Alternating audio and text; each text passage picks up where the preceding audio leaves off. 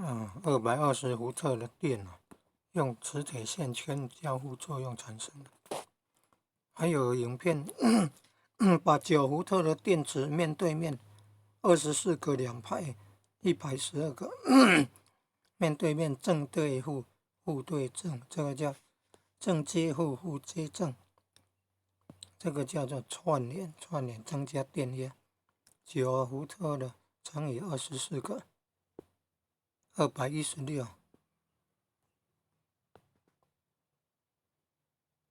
216伏特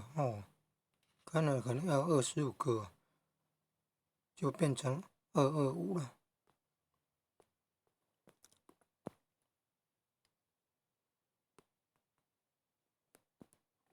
9伏特方形的电池25个，一面对面两派，放两派，一边12个，一边13个，9乘以25嘛，225伏特就出来了，就创造那个电压，要串联的增加电压，并联的话是正对正，负对负，是增加电量。像汽车电池没电要救电池，救电，要补给它电要正对正，负对负，要救汽车了，帮助汽车发动，要正对正，负对负，红的正电，黑的负电，接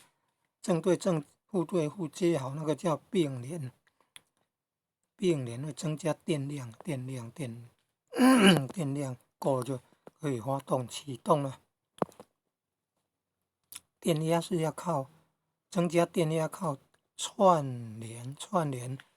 头跟屁股这样一个一个接好，正跟负，正跟负，正负负正，正负不相同的了，接在一起那个叫串联，增加电压，会增加电压。